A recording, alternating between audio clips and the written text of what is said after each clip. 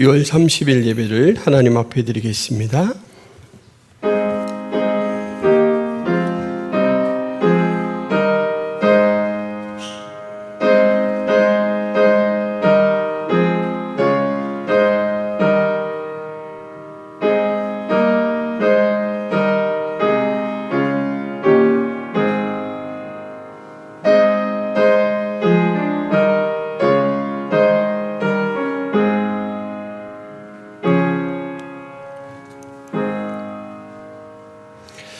하나님 아버지의 주의 크신 은혜를 잊고 주님 앞에 예배를 나온 하나님의 귀한 백성들을 이 시간 받아 주옵소서.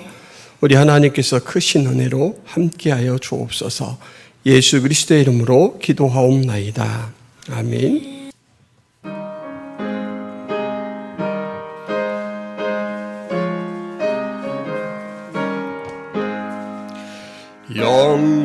영광의 왕께 다 경배하며 그 크신 사랑 늘 찬송하라. 예부터 영원히 참 방패시니 그 영광의 주를 다 찬송하라. 능력과 은혜 다 찬송하라. 그 옷은 햇빛 그 집은 궁창 큰 후레 소리로 준호하시니 폭풍의 날개로 달려가신다. 저 아름답고 놀라운 일이 가득한 이 땅 다 주의 조화. 큰 힘과 명령에 더 잡히나니 저 푸른 바다는 옷자락이라. 질그릇같이 연약한 인생 주의하여 늘 강건하리. 온 백성 지으신 만왕이시니 그 자비 영원히 변함없소라. 아멘.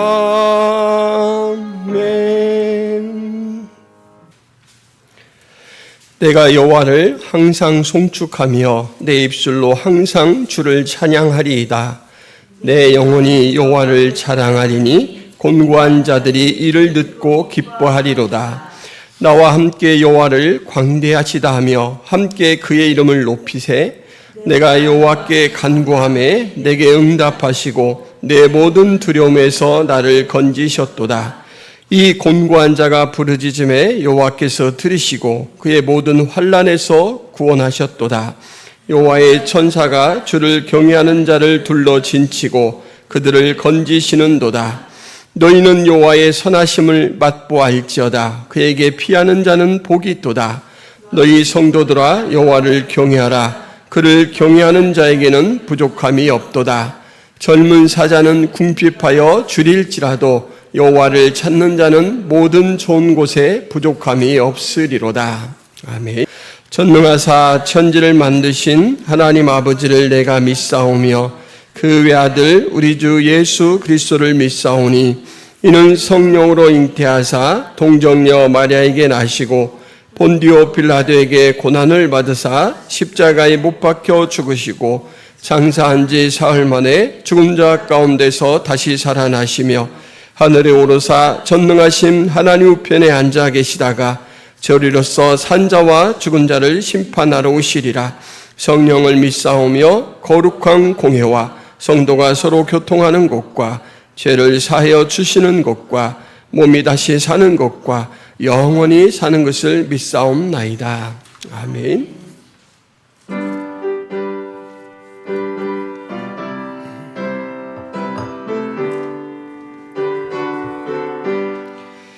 나의 영원하신 기업 생명보다 귀하다.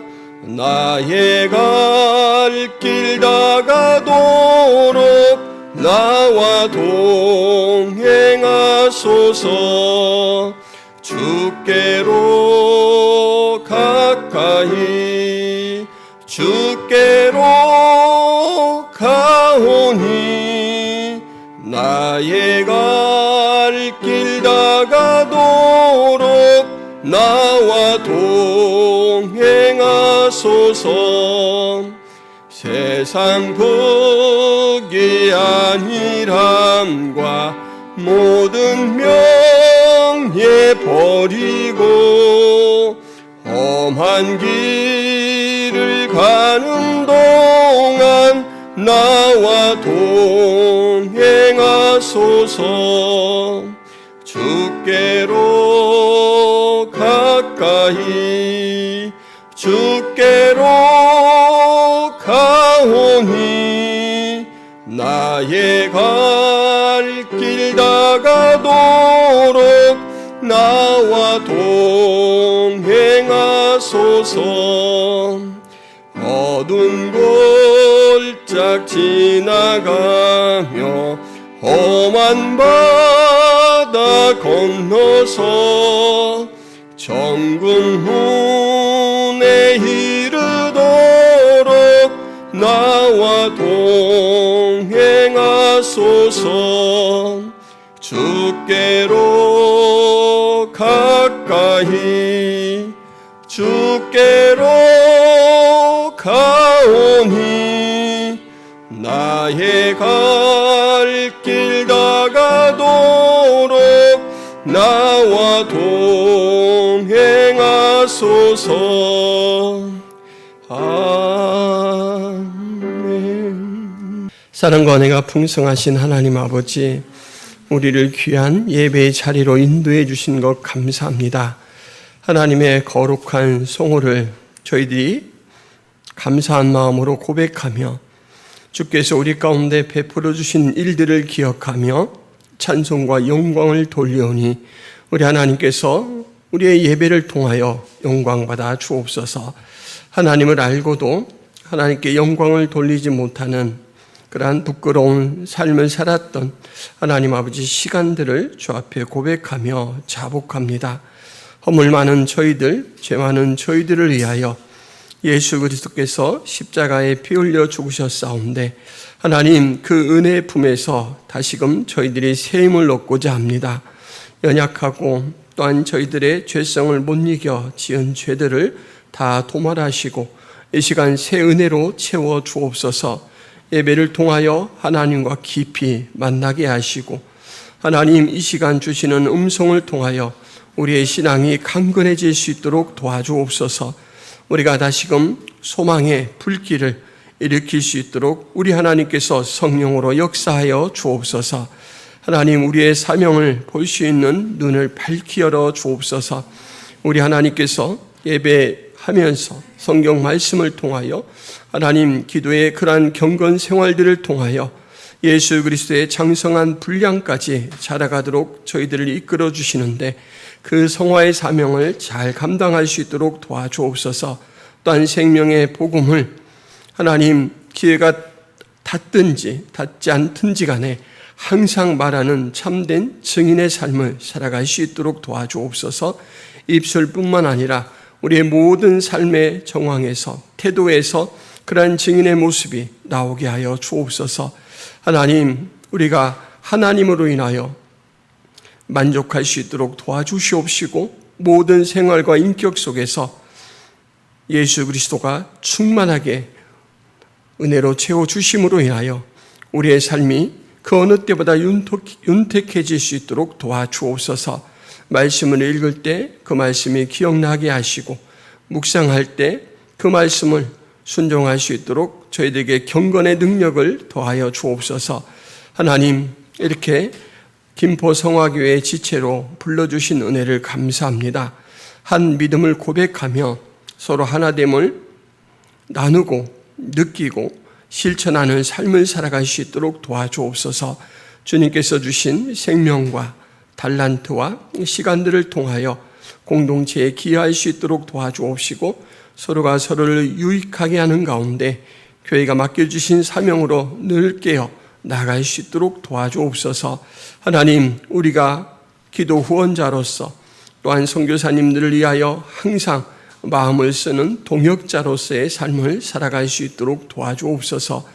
보내는 선교사가 되게 하시고 또한 저들을 기억하며 늘 마음으로 후원하고 기도로 충고하는 그러한 삶을 살아갈 수 있도록 도와주옵소서. 이 시간에도 문화가 다르고 언어가 다른 곳에서 오직 주의 영광을 위하여 수고하는 선교사님들의 그 사역의 터전 위에 함께하여 주옵소서. 새 생명의 역사가 일어날 수 있도록 도와주시옵시고 현지 지도자들이 세워지게 하시며 왕성하게 하나님의 그 생명의 복음이 하나님 땅 끝까지 퍼져나갈 수 있도록 도와주옵소서. 이 시간 우리 예배를 기쁘게 받아주실 것을 믿사옵고 예수 그리스도의 이름으로 기도하옵나이다. 아멘. 교회 소식을 말씀드리겠습니다. 김포 성화교에 오신 성도 여러분들을 주님의 이름으로 환영하고 축복합니다. 2024년 교회 표 예수로 충만한 삶, 예수로 충만한 교회를 위해서 계속해서 힘써 주시기를 바랍니다. 오후에는 성경 공부가 있습니다. 그리고 성경 통독을 위한 성경 문제풀이 매일 이렇게 나가고 있는데 매일 한 장씩 있고 또 이 문제를 풀어가면서 은혜를 잘 나누시기를 바랍니다. 문제 푸는 것은 주일에 헌금함에 제출해 주시기를 바랍니다. 7월 3일과 4일에 전도가 있습니다. 전도를 위해서 기도해 주시기 바랍니다. 퀼트 모임이 토요일에 있습니다. 그리고 다음 주일 7월 7일은 맥주 감사 주일입니다. 전반기 하나님께서 베풀어 주신 은혜를 감사하며 뜻깊게 보내는 시간 되시기를 바랍니다.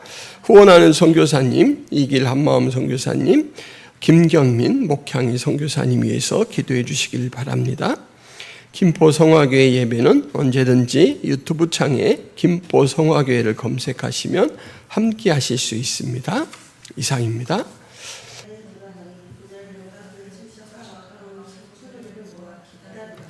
마침 베드로가 들어올 때 고넬료가 맞아 발 앞에 엎드려 절하니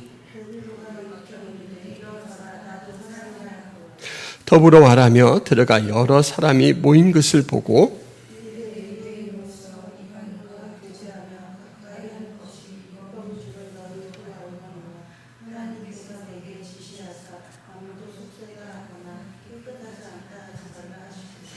부름을 사양하지 아니하고 왔노라. 묻노니 무슨 일로 나를 불렀느냐.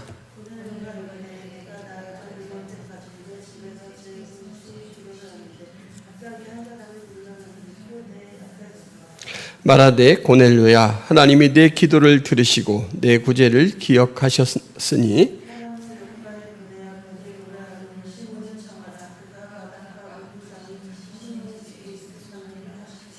내가 곧 당신에게 사람을 보내었는데 오셨으니 잘하였나이다.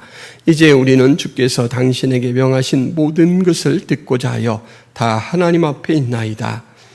베드로가 입을 열어 말하되 내가 참으로 하나님은 사람의 외모를 보지 아니하시고 각 나라 중 하나님을 경외하며 의를 행하는 사람은 다 받으시는 줄 깨달았도다.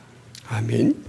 빗속을 걷는 듯 뛰는 듯 나아가는 한 여인이 있었습니다. 이 여인은 시장에서 찐빵과 만두를 비접하는 아주머니입니다. 갑자기 쏟아지는 비에 미술학원에 간 고등학생 딸, 혹시 비를 맞고 돌아올까 봐 빨리 가서 우산을 전해주려고 바쁘게 나선 길입니다. 그런데 학원 앞에 도착한 이 여인이 선뜻 건물 안으로 들어가지를 못하고 서성거립니다. 여러분 왜 그럴까요? 너무 급하게 나오느라고 옷을 갈아입지 않았습니다. 그래서 밀가루가 덕지덕지 붙은 작업복에 신발은 아주 낡은 슬리퍼 그리고 앞치마까지 두른 채로 그대로 온 거예요.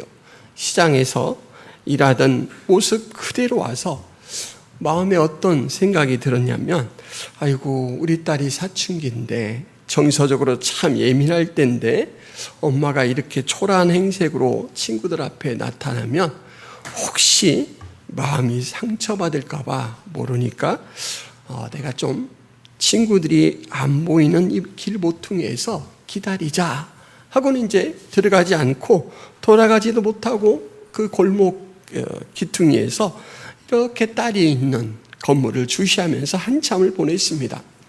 시간이 좀 지나자 수업이 끝났는지 학생들이 한꺼번에 와락 몰려 나오는데 그 속에 딸의 얼굴이 없습니다.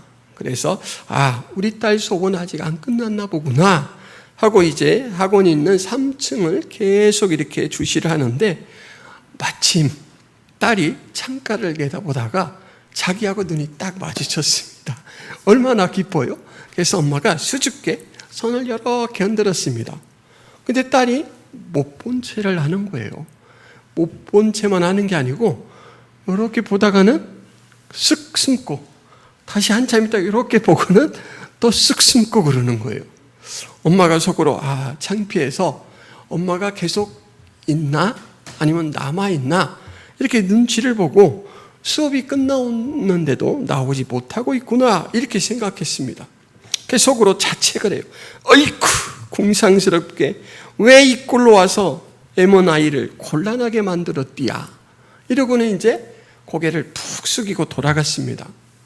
집에 가서 딸을 만날 일이 걱정이 됐는데 딸이 아무 말도 안 해요. 그래서 자기도 아무 일이 없었던 것처럼 그렇게 지냈습니다.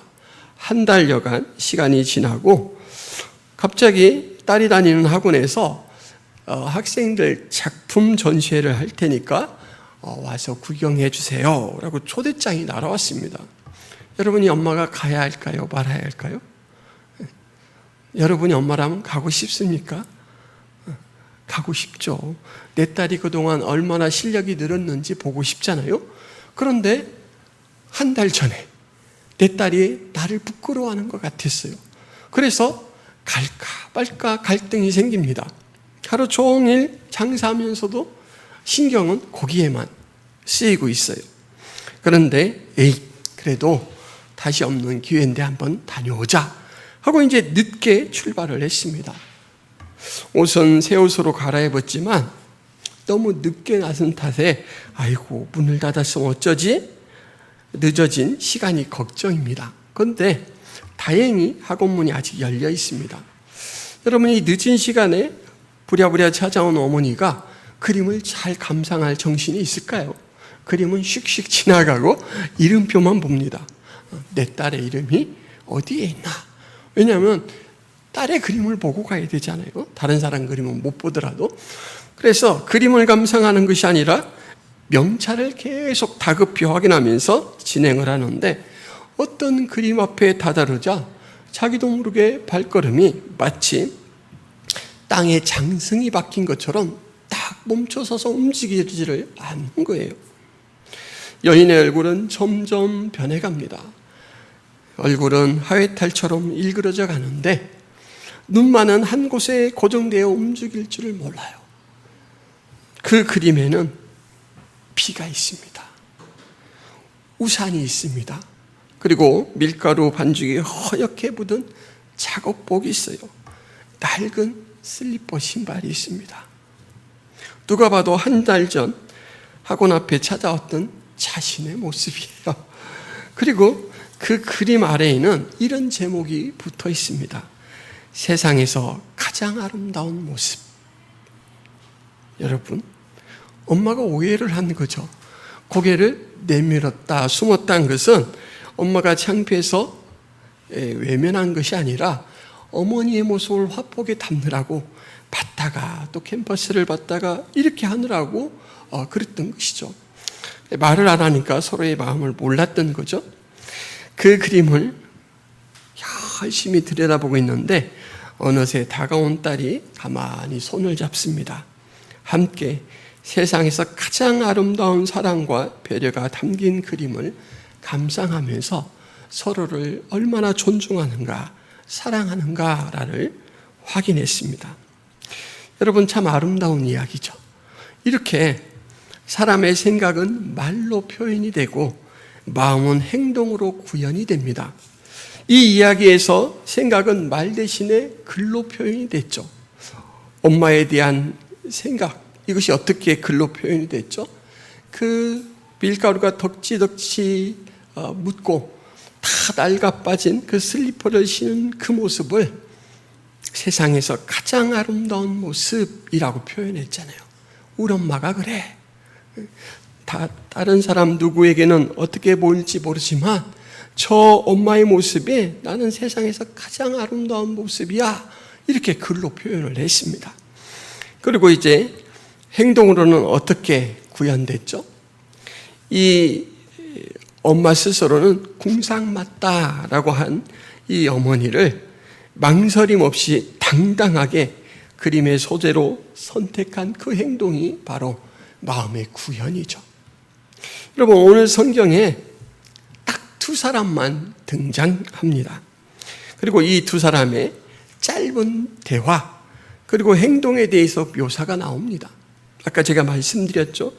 사람은 그 생각이 말로 드러나고 행동으로 마음이 구현된다라고 했는데 오늘 등장하는 사람의 이름은 베드로와 고넬료입니다.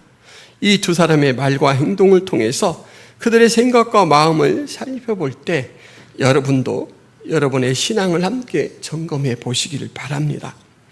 베드로 일행이 욥바를 떠나 가이사라 지역 이 경계 안으로 들어왔고 또 그 변방에 고넬료의 집이 있지 않으니까 거기에서 또 고넬료의 집까지는 얼마간 더 이동을 했을 것입니다. 그 이동을 해서 고넬료의 집에 당도한 시간이 오후 3시입니다. 이스라엘 지역에서 오후 3시면 되게 더운 날이죠. 더운 날씨에서 참 이렇게 땀이 많이 이제 흘리고 고단한 그런 시간이죠. 일행의 규모는 욥바에서 베드로를 따라 나선 사람이 6명이 있습니다. 그리고 고넬료가 베드로를 데리고 오라고 부른 사람이 3명이 있죠. 그래서 베드로까지 합치면 10명입니다.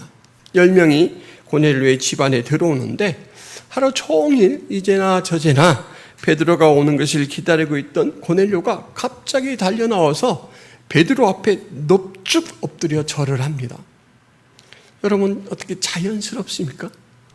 지난 시간에 제가 이 고넬료가 어떤 사람인가에 대해서 그의 이 신분, 지위를 가지고 말씀을 드렸습니다. 고넬료는 이달리아 부대의 백부장입니다. 이달리아 부대는 로마에서 직접 파견된 부대인데 그 구성원은 다 로마 귀족 자제들입니다. 그래서 제가 전투 이 부대가 아니라 엘리트 부대라고 말씀을 드렸습니다. 이곳에서 100명의 수하를 낸 지금으로 말하자면 대대장급 지휘관이라고 했습니다. 여러분, 이 고넬료의 권세가 얼마나 셀까요? 우리 김포시장보다 셀까요? 약할까요? 어떻게 생각하십니까? 여러분, 이 이스라엘 땅은 로마가 다스리는 점령지입니다. 점령지에서 군대라고 한다면 병사 한 명의 힘도 어마어마하게 막강합니다. 그런데 그 100명의 수하를 거느린 이 대대장 정도면 김포시를 다스리는 이 시장님보다 훨씬 고난이 셀 것입니다. 그런데 여러분, 그 사람이 막 달려와서 베드로 앞에 넙죽 절을 했어요. 허름한, 이 베드로는 어부 출신 아닙니까? 이 허름한 어부 출신이 오는데 갑자기 고넬료가 달려가서 넙죽 절을 했습니다. 왜 그랬을까요? 무슨 이유로 이렇게 절을 했을까요?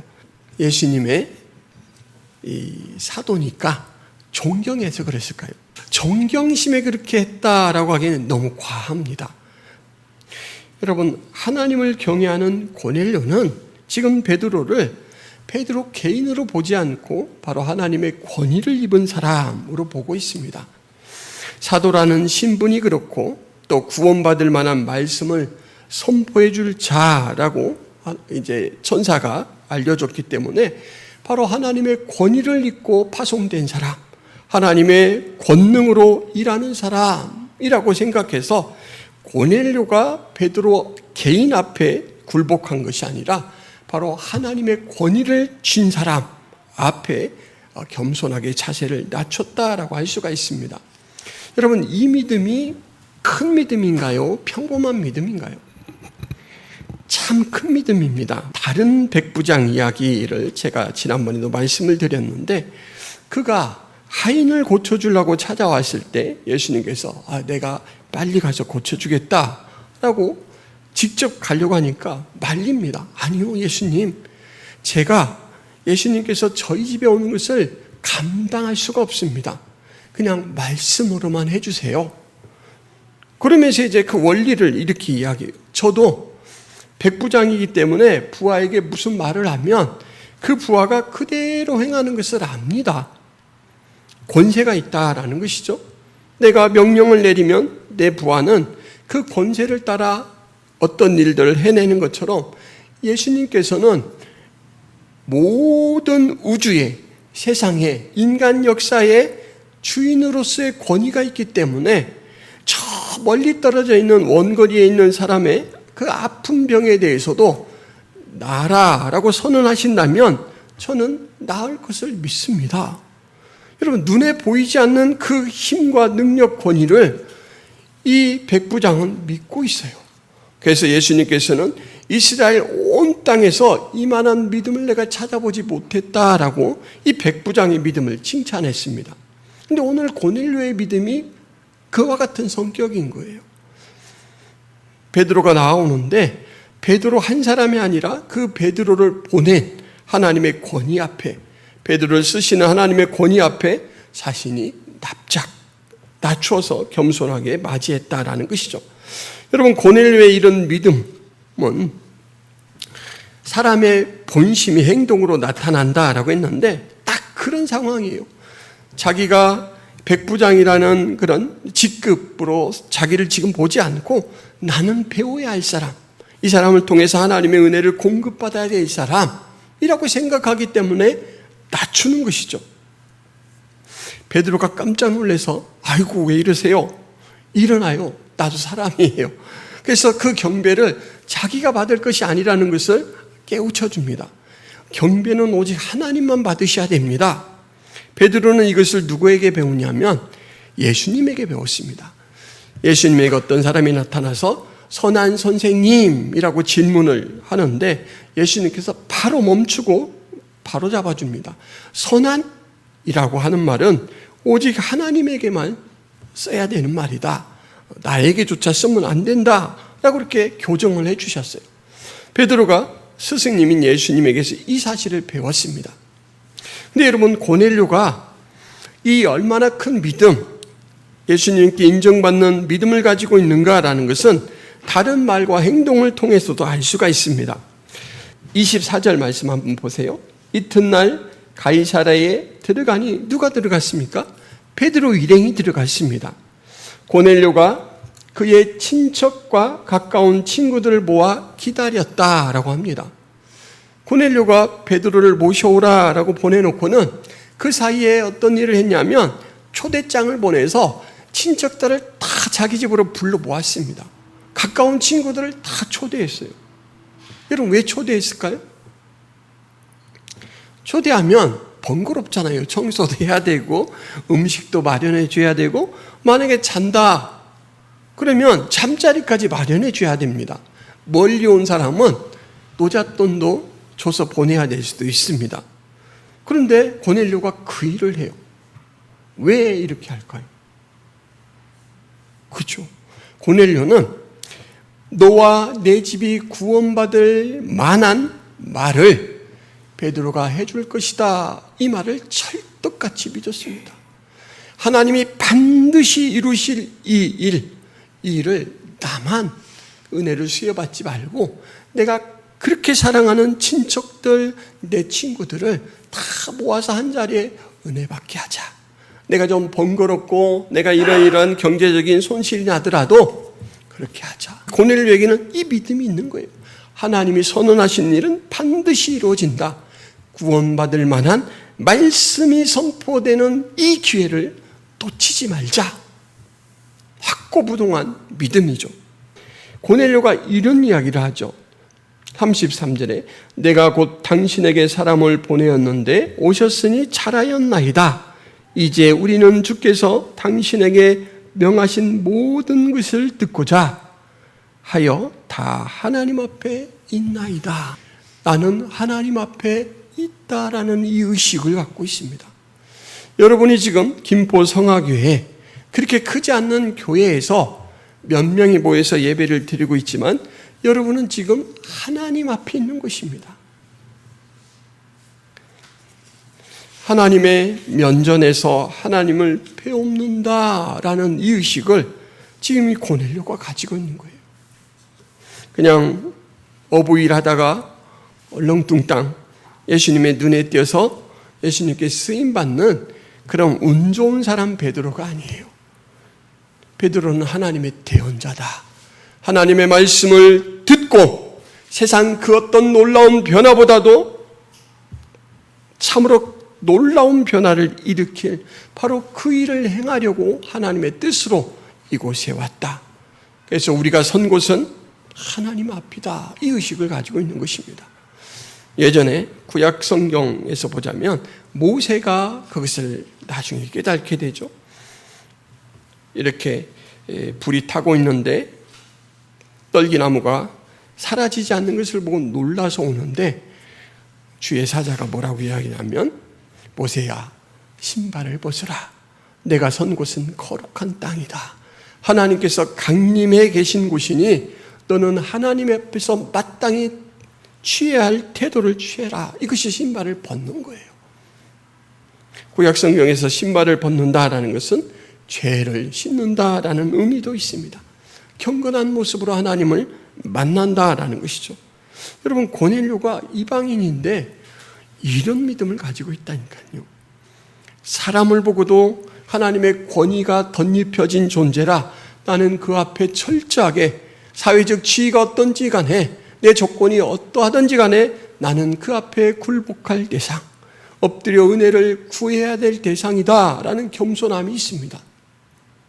하나님이 선언한 일은 반드시 이루신다라는 그 믿음이 있기 때문에 자기뿐만 아니라 친척과 모든 친구들을 불러서 그 은혜를 함께 누리려고 초청하는 그 일을 했습니다. 그리고 마지막 33절에서는 우리는 다 하나님 앞에 있다, 이런 놀라운 고백을 합니다. 여러분, 리드 사격이란 말 들어보셨습니까? 사격 선수가 이렇게 움직이는 표적을 맞출 때 여기서 표적을 보고 땅 쏘면 표적은 움직이잖아요. 그러니까 늘 뒷북만 치잖아요. 그래서 그 움직이는 속도와 거리를 감안하고 총알이 날아가는 속도를 다 계산을 해서 목표물 앞에다 총알을 쏩니다. 그래서 그것을 잘 계산하면 목표물이 명중을 하죠. 만약에 그렇지 않으면 이제 총알이 빗나가게 되죠. 하나님께서는 하나님을 경외하는 사람의 그 인생에 각자 마치 리드 사격을 하듯이 리드해 가십니다. 고넬료에게는 천사를 보내 리드했고 베드로에게는 환상을 줘서 리드했습니다. 근데 그렇게 시간차가 일어나는 이 일들이 묘하게 기가 막힌 타점에 탁 만나서 하나님이 너를 통하여 일하신다. 하나님이 예를 변화시키는데 너를 동원하신다. 이걸 깨닫게 했습니다. 그리고 오늘 베드로는 고넬료를 만나보고는 사도 생활을 하면서 깨닫지 못했던 놀라운 일, 하나님께서 경건하게 살고 의를 추구하는 자는 그 누구도 구별하지 않고 다 받으신다. 이 놀라운 진리를 깨닫습니다. 여러분, 신앙생활의 연륜으로 보자면 베드로가 한참 선배죠. 고넬료는 한참 이방인이고 동떨어져 있습니다.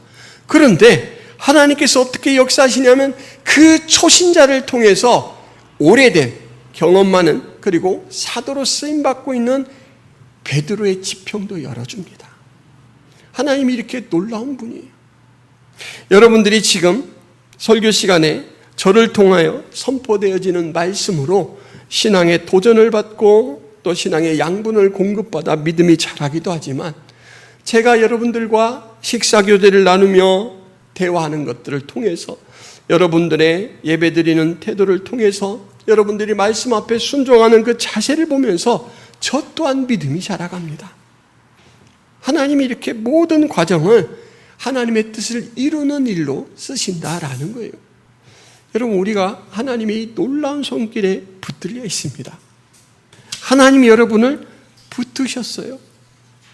그 무엇보다도 큰 능력과 은혜를 가지신 분이 여러분들을 붙들고 있습니다. 외모를 보지 아니하시고, 이렇게 말하십니다. 외모를 보지 아니하시고 각 나라 중 어느 곳에 있든지, 이 말이죠. 하나님을 경외하며 의를 행하는 사람은 다 받으신다. 여러분, 이곳에서 당신의 조건에 만족하십니까? 제가 질문을 드리면 아마 제가 장담하건대 저는 100% 만족합니다 라고 대답할 사람은 한 사람도 없을 거예요. 나는 좀 안 예쁜 것 같아요. 나는 좀 경제적으로 열악한 것 같아요. 나는 몸이 건강하지 못해요. 나는 신분이 변변치 않아요. 사람들은 나에게 관심을 기울이지 않아요. 저는 학력이 매우 짧아요. 각자 약점과 결함이라고 생각하는 것들이 있어요. 그런데 하나님은 그 조건을 따지지도 묻지도 않는다라고 말씀하십니다. 오직 한 가지, 너는 나에게 어떻게 하고 있느냐? 경외로 나를 바라보고 있느냐? 의를 추구하고 있느냐? 이것 하나로 도울지 여부를 결정하신다라고 합니다. 하나님을 경외하는 고넬료에게 복음의 은혜를 바로 베드로를 보내서 제공하셨던 것처럼, 하나님은 우리가 하나님을 참으로 믿고 신뢰할 때 사람을 통해서, 환경을 통해서, 말씀을 깨닫게 하는 은혜를 통해서 우리를 이끌어 주십니다. 여러분을 붙들고 계신 놀라운 손길, 하나님께서 우리를 위하여 일하시는 원리가 그러합니다. 다른 것들은 간과하시고 오직 경건한지 하나님과의 관계에 깨어있으려고 애를 쓰는지 이것을 본다라는 거예요. 여러분, 그러므로 경건 생활은 너무너무 중요합니다. 아까 우리가 처음 꺼낸 이야기에서 사람의 생각은 말로 표현되고 마음은 행동으로 구상화된다라고 했는데, 경건 생활이 바로 하나님 앞에 우리 마음을 드러내는 것, 그리고 우리의 생각을 하나님 앞에 고백하는 것입니다. 여러분들의 언어 생활은 어떻습니까? 여러분들의 일상생활은 어떻습니까? 경건 생활은 마치 마중물과도 같습니다. 여러분, 마중물 아세요? 옛날에 막 이렇게 우물에서 작두로, 그죠? 잘 모르시겠죠? 좀 연세가 있는 분들은 아시죠? 어머니 아시죠? 샘에서 팍 펄 때 그냥 이렇게 하면 작두가 작동을 안 합니다. 어떻게 하죠? 한 바가지 물을 퍼서 먼저 들이부어야 합니다. 그러면 이 물이 어떤 역할을 하냐면 그 관 속에 들어가서 막 이렇게 움직일 때 진공을 만듭니다. 물이. 그렇게 나면 이제 압이 생겨서 그 깊이 있는 물을 확 끌어당겨요. 그러면 시원한 물이 한여름에도 막 몸이 이렇게 진저리 지듯 그만큼 시원한 물을 쫙 콸콸 쏟아냅니다. 여러분, 하나님의 깊은 은혜가 여러분들에게 공급될 때 여러분들의 경건 생활이 그렇게 작용한다라는 거예요. 하나님은 여러분들을 늘 주시하십니다. 여러분, 관심 있는 사람에 대해서는 항상 그 사람이 무엇을 좋아하는가, 무엇을 원하는가에 대해서 나도 관심을 기울여요. 왜냐하면 그 마음을 얻어야 되니까. 하나님은 분명히 말씀하셔요. 나를 찾는 자에게 나는 함께 하겠다. 경건 생활을 애쓰는 자, 의를 추구하는 자, 내가 받는다라고 했어요. 그러므로 여러분들이 하나님 앞에 제시할 수 있는 건 딱 한 가지입니다. 경건 생활입니다. 경건 생활. 근데 저도 자신이 없습니다. 여러분, 경건 생활에는 여러 가지가 포함돼요. 고넬료는 기도와 구제가 하나님 앞에 상달되었다라는 말을 들었죠. 천사로부터. 경건 생활의 대표적인 것을 들라면 기도입니다. 하나님과의 대화죠. 이렇게 기도하기 좋은 교회가 있고, 참 부목사로 여러 일들을 하다가 담임 목사로 이제 시간이 많이 확보되어 있는데도 불구하고 그때보다 기도가 깊어지고 많아졌냐라고 스스로 물을 때 저는 참 부끄러워요. 성도님들 가정 한 가정을 놓고 기도해도 많지 않으니까 기도가 빨리 끝나요. 옛날에는 몇백 명을 놓고 이렇게 보면서 기도를 했기 때문에 시간도 길어졌는데 빨리 끝나요. 여러분, 기도 시간이 짧아지니까 되게 경건 생활이 되게 약해지는 것 같아요.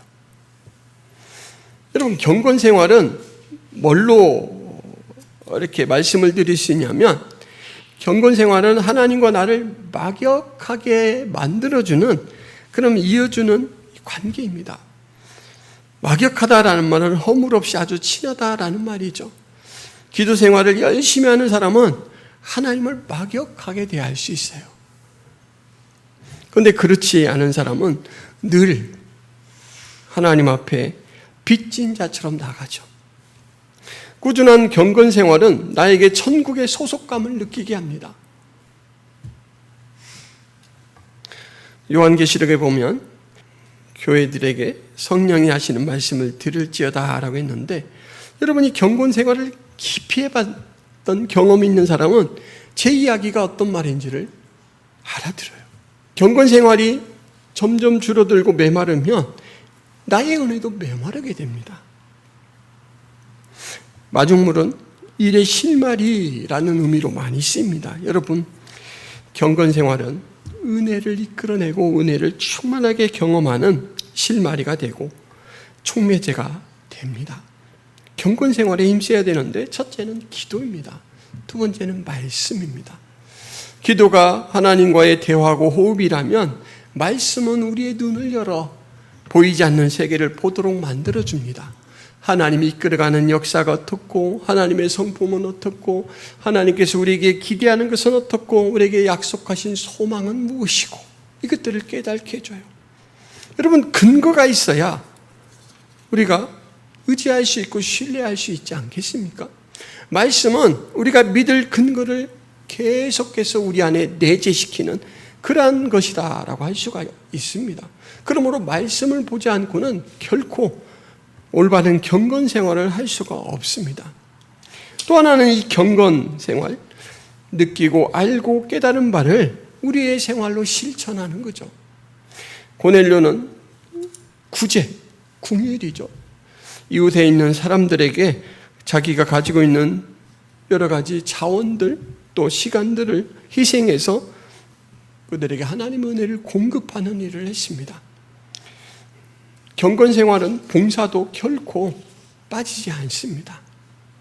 그렇게 기도와 말씀 생활, 봉사 생활, 이것이 하나로 균형을 이루어갈 때 우리는 바른 경건 속에 깨어서 천국의 소속감을 느끼고 하나님과 막역한 관계의 기쁨을 느끼면서 생활할 수 있게 됩니다. 경건 생활로 하나님의 은혜를 잘 이끌어낸 사람 중에 누가복음 2장에는 한 여인이 등장합니다. 또 아셀 지파 바누엘의 딸 안나라 하는 선지자가 있어 나이가 매우 많았더라. 그가 결혼한 후 7해 동안 남편과 함께 살다가 과부가 되고 84세가 되었더라. 이 사람이 성전을 떠나지 아니하고 주야로 금식하며 기도함으로 섬기더니 마침 이때에 나와서 하나님께 감사하고 예루살렘의 속량을 바라는 모든 사람에게 그에 대하여 말하니라. 여러분, 안나가 어떤 처지의 사람입니까? 지금은 나이가 84세예요. 할머니예요. 근데 그에 대해서 선지자라고 말합니다. 근데 그가 과부로 지금까지 살아왔는데 결혼 생활을 몇 년 했냐면 7년 했습니다. 여러분, 7년. 7년 결혼 생활하고 과부가 됐으니까 우리식으로 말하자면 청산과부예요. 근데 그가 그 청산과부라는 열악한 환경 속에서 성전을 떠나지 않고 일관되게 경건 생활에 힘써 왔습니다. 하나님은 그에게 어떤 은혜를 베풀었냐면 예루살렘의 속량을 바라는 모든 사람, 하나님께서 구원해 주기를 기대하고 그 소망을 가지고 사는 사람들이죠. 그 사람들에게 예수, 이가 바로 그이다. 아기 예수입니다. 지금은 할례를 받으러 찾아온 아기 예수예요. 이 아기가 바로 하나님께서 약속하신 그 메시아다. 이걸 깨닫게 해줍니다. 예언을 풀어주는 거예요. 고넬료 집에 찾아간 베드로하고 비교해서 결코 안나가 뒤떨어지지 않는 사역자입니다. 여러분, 안나가 가진 조건 내세울 만한 게 뭐가 있습니까? 다른 건 다 없어요. 가족들이 어떻고 그의 살림이 어떻고 하나도 없습니다. 그가 과부로 84세까지 살았더라. 이거밖에 없습니다. 여러분, 나하고 안나하고 비교해서 안나가 더 나은 게 뭐가 있습니까? 그죠? 똑같습니다, 여러분.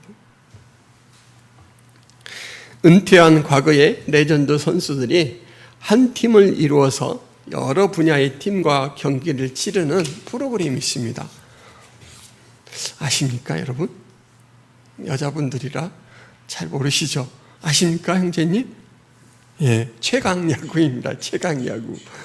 저는 이 최강야구를 보기 전에는 야구를 잘 몰랐어요.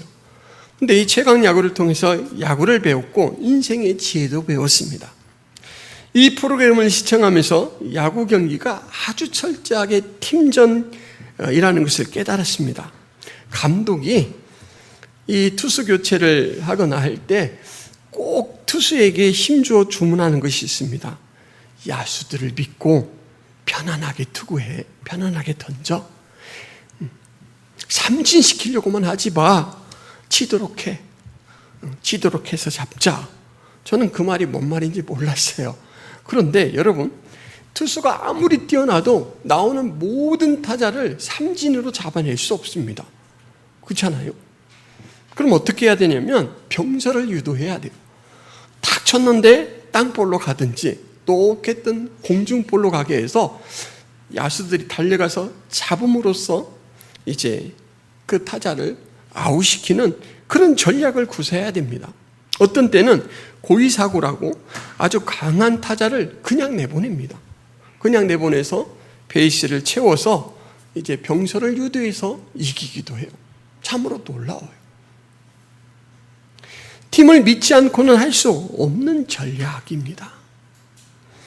투수가 팀에 대한 믿음을 가지고 투구할 때 포수도 내야수도 외야수도 다 힘을 합쳐서 승리를 위해 싸워주는 것처럼 우리가 하나님을 신뢰하며 영적 싸움을 위해 인생의 마운드에 들어설 때, 그리고 그 싸움을 진행해 갈 때 하나님은 수를 셀 수 없는 지원군을 우리에게 보내십니다. 오늘 말씀으로 돌려 말하자면 여러분들이 경건 생활을 통해서 하나님이 기대하시는 그 삶을 살려고 애를 쓸 때 여러분들에게는 보이는 힘, 보이지 않는 힘들이 함께 해준다라는 거예요.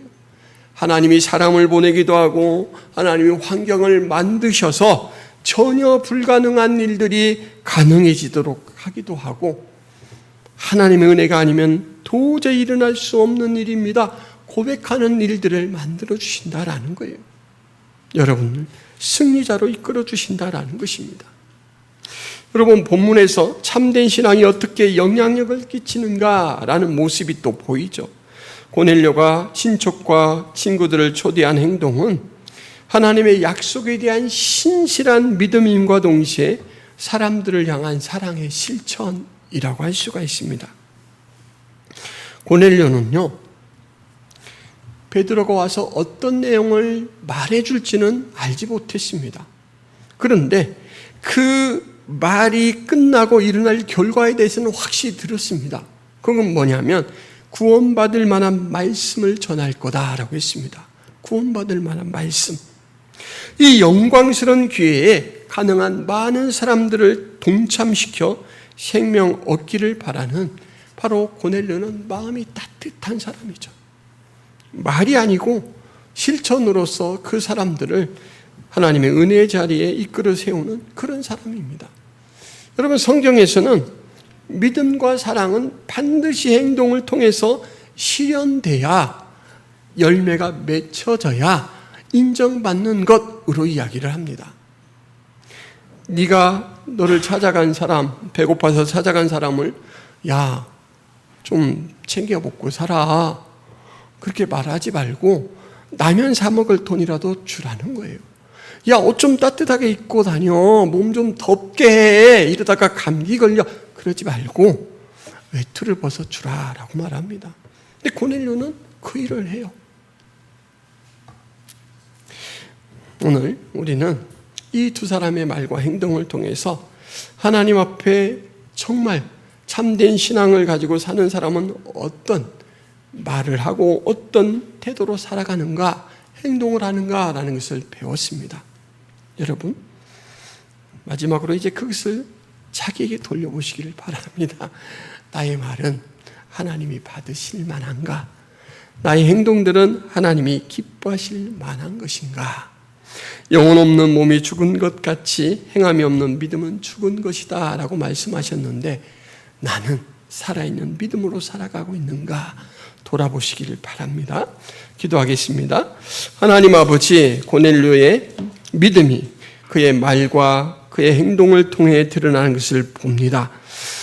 하나님, 그 신앙의 초보자인 고넬료를 통하여 베드로에게 그 어디서도 느낄 수 없고 배울 수 없는 하나님의 일하심의 원리, 하나님의 성품을 깨닫게 하신 것처럼 하나님께서 모든 인간 역사, 이 세상 가운데 있는 사람들, 모든 정황들을 통하여 먼저 된 자나 나중된 자나 이끌고 계심을 믿습니다.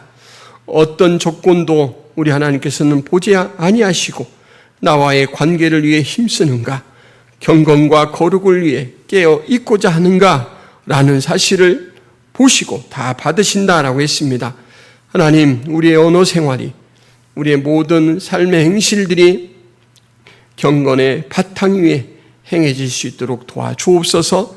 그리하여서 그 경건의 습관 속에서 하나님을 막역한 관계로 느끼며 살게 하시고, 우리가 천국에 소속되어 있는 그런 존재다라는 것을 느끼며 살아갈 수 있도록 도와주옵소서.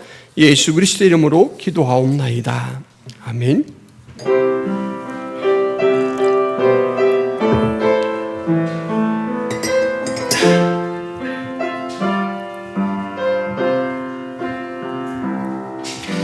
주님 다시 오실 때까지 나는 이 길을 가리라.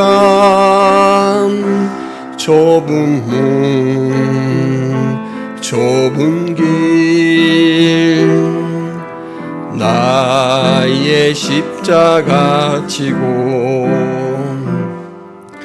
나의 가는 이 길 끝에서 나는 주님을 보리라. 영광의 내 주님 나를 맞아주시리. 주님 다시 오실 때까지 나는 일어나 달려가리라. 주의 영광 온 땅 덮을 때 나는 일어나 노래하리. 내 사모하는 주님 온 세상 구주시라. 내 사모하는 주님 영광의 왕이시라. 내 사모하는 주님 온 세상 구주시라. 내 사모하는 주님, 영광의 왕이시라. 하나님 아버지, 헌금을 구별하여 하나님 앞에 드리며 우리의 주인이 하나님이시고 우리의 삶이 주의 은혜로 말미암아 됩니다라는 믿음을 고백합니다. 선한 청지기의 자세로 살아가고자 항상 애쓰는 주의 종들을 하나님 기쁘게 받아 주옵소서. 하늘의 것으로 공급하시고 하늘의 은혜로 날마다 충만해져서 하나님 앞에 영광 돌리며 살아가게 하여 주옵소서. 이제는 예수 그리스도의 은혜와 하나님 아버지의 크신 사랑과 성령 하나님의 감화 교통의 역사가 김포 성악의 모든 성도들 머리 위에, 하나님 백성들 머리 위에 이제부터 영원토록 함께 있을지어다. 아멘.